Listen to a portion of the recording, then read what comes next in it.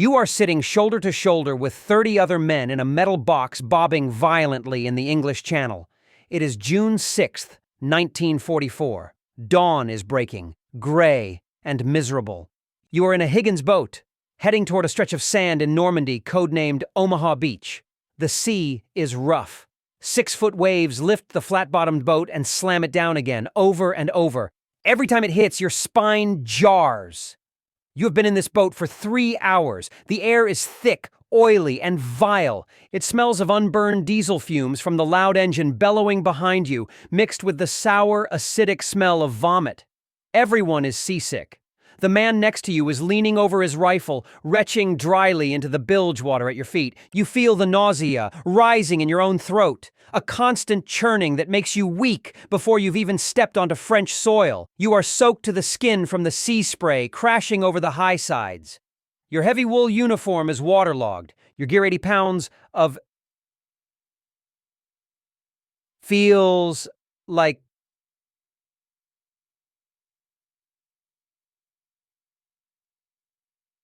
a ton. You clutch your M1 Garand rifle, knuckles white, trying to keep the seawater off the action. The coxswain at the back steers the boat, struggling to keep it headed toward the coast. You can't see the beach. You can only see the steel ramp in front of you, rattling in its frame. That ramp is your only way out.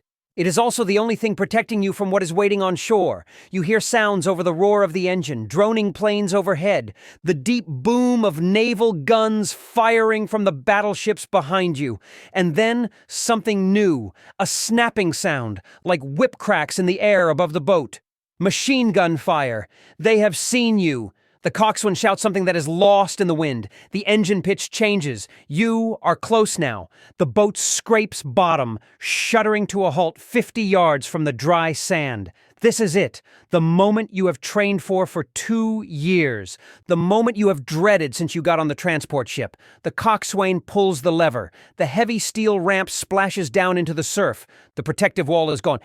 Instantly, the world turns into chaos. The sound is deafening. German MG-42 machine guns open up from the bluffs. They call it Hitler's zipper because it fires so fast it sounds like tearing canvas. Bullets strike the water around the ramp, kicking up angry geysers of white spray.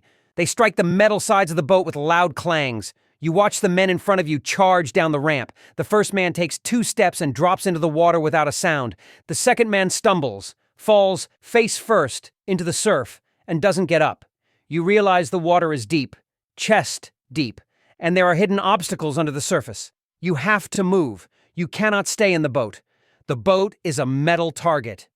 Go! Go! Go! Someone is screaming, shoving you from behind. You step off the ramp.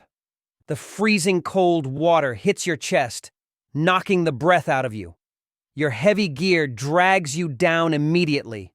Your boots sink into the soft sand underwater.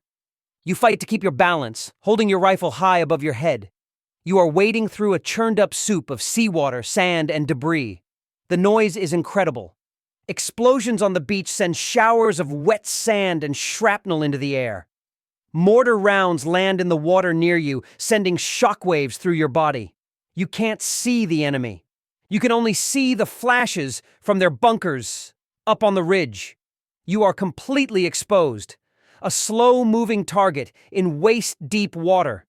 You trip over something under the water, a submerged obstacle, or perhaps a fallen comrade. You go under. The cold, murky water fills your nose.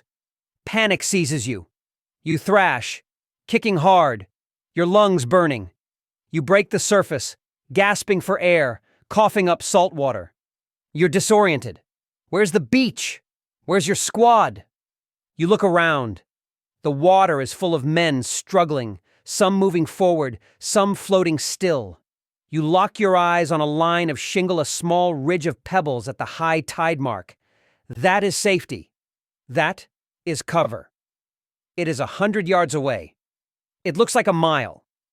You push forward, legs burning, heart pounding. Every step is a gamble. Every breath feels like it could be your last. You are not thinking about glory. You are not thinking about liberation. You are an animal trying to get out of the water, trying to reach that thin line of rocks while the air around you snaps and buzzes with thousands of pieces of hot lead. You just have to keep moving, one foot in front of the other.